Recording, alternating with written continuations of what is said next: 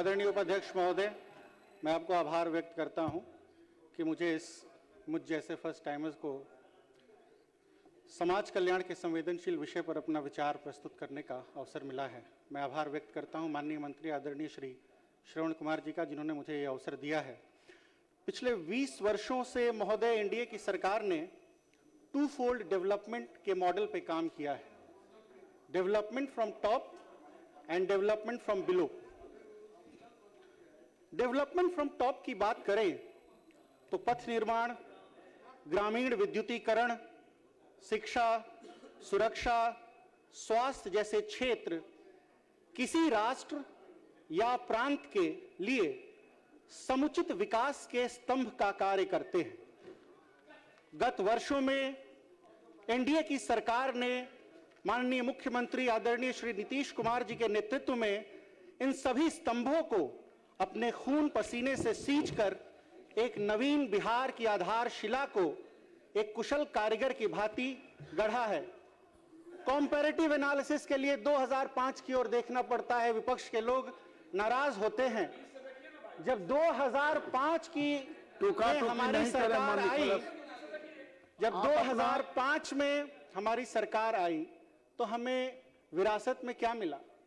हमें मिले गड्ढे, सड़क में गड्ढे, राशन में गड्ढे, भाषण में गड्ढे, तेल में गड्ढे, चारा घोटाले में गड्ढे, शिक्षा में गड्ढे, स्वास्थ्य में गड्ढे, सुरक्षा में गड्ढे। इन 20 सालों में माननीय मुख्यमंत्री के नेतृत्व में ये गड्ढे न सिर्फ भरे गए माननीय सदस्य, बल्कि इंफ्रास्ट्रक्चर के पिलर्स पर एक नवीन और आधुनिक भारत का निर्माण किया गया।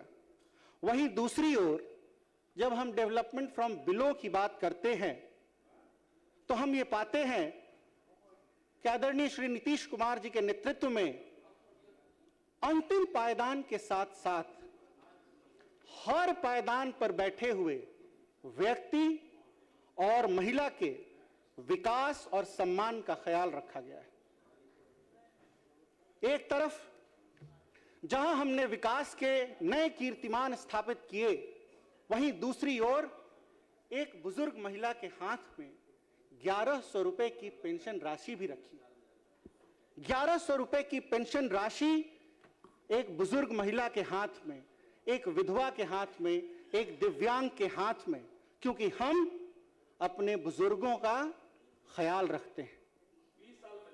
अब कोई छोटा बच्चा अपनी दादी के पास दौड़ कर जाता है और कहता है, ए या हमरा मलाई बर्फ खाए खातिर 5 रुपया दो, तो उस बुजुर्ग महिला को किसी का मुंह नहीं देखना पड़ता। वो अपने आंचल से झट से निकालकर अपने नाती पोते के लिए देने भर का इंतजाम हमारे मुख्यमंत्री ने कर दिया है। वर्षों से महोदय, वर्षों से इस बुजुर्ग महिला को इंतजार था कि कोई सरकार आए जो उनके बारे में भी सोचे। श्री नीतीश जी की सरकार ने यह इंतजार खत्म किया, क्योंकि हम अपनी महिलाओं का ख्याल रखते हैं। व्यक्तिगत अनुभव के सहारे मैं बता सकता हूं कि चुनाव के दौरान मैं वोट मांग रहा था और एक बुजुर्ग महिला के मैंने पैर छुए वोट मांगा, तो उन्होंने कहा, खुश रहा लेकिन वोटवा तो हम नीतीशे के दें। तो हम कहे, कहां हैं?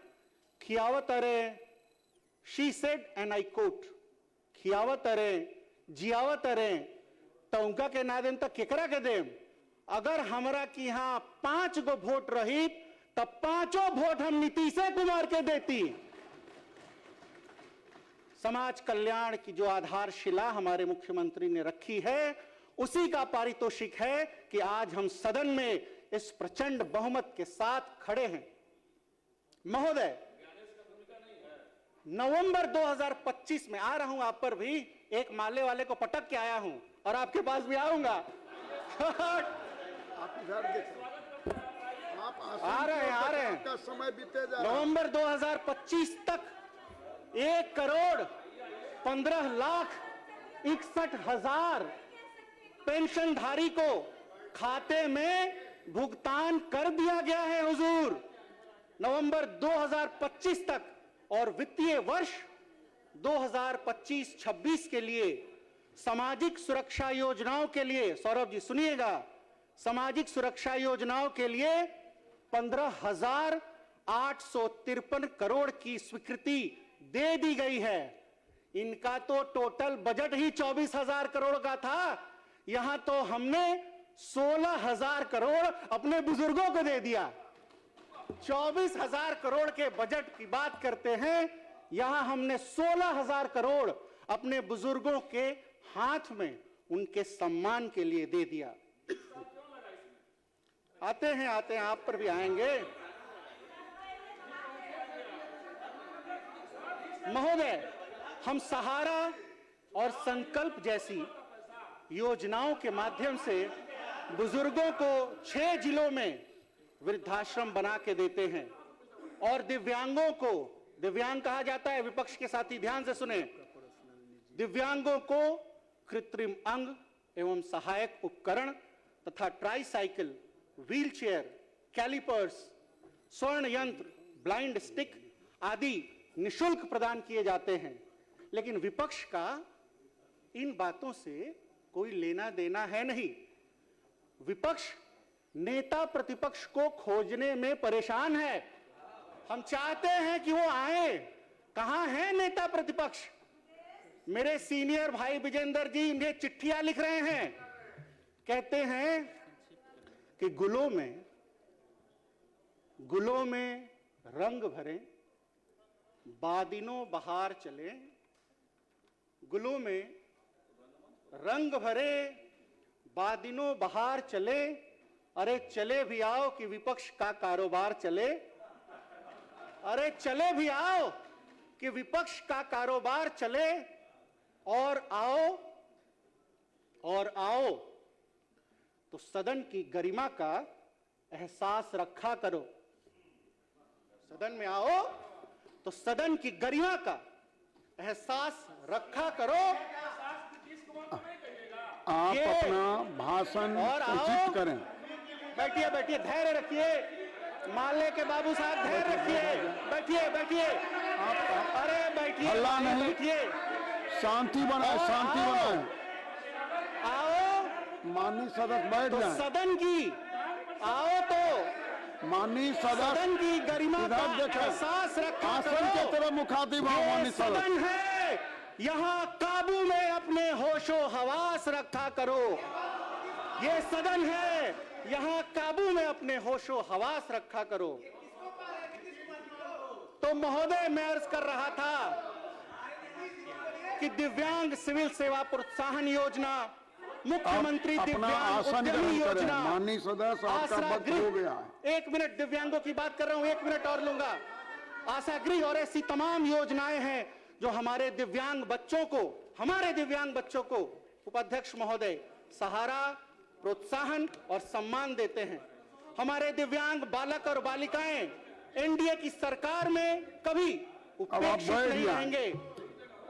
वो हमारा ही हिस्सा है और हम अपने दिव्यांग बच्चों, 1 मिनट, दिव्यांगों की बात हो रही है सर, 1 मिनट दिव्यांगों के लिए, और उन्हें उनके प्रति संवेदनशील रहकर उन्हें मुख्य धारा में स्वच्छंद प्रवाह करने के लिए प्रोत्साहित करते रहेंगे। और हम सरकार में हैं क्योंकि गोस्वामी तुलसीदास ने लिखा है कि परहित बसे जिनके मन माही, तिनकहु जग दुर्लभ कुछ नाही। दूसरे का हित जिसके मन में बसा है उसको कभी कोई हरा नहीं सकता। कृपया आसन ग्रहण करें। नारे की बात चली थी हुजूर, तो नारे में मैं याद दिला दूं, मैं 5 वर्ष का था, 5वीं कक्षा में पढ़ता था। बक्सर जिला में 1 लाख लोग इकट्ठे होकर ये नारा देते थे कि भूरा बाल साफ करो, और उसके बाद ये नारा देते थे माननीय सदस्य आसन ग्रहण करें। उसके बाद जेएनयू में ये नारा लिखा जाता है माननीय सदस्य श्री ललन राम जी, भारत छोड़ो, ये नारे लिखे जाते हैं। माननीय सदस्य श्री ललन राम जी, याद रखिए, 4 मिनट का वक्त आपके पास है।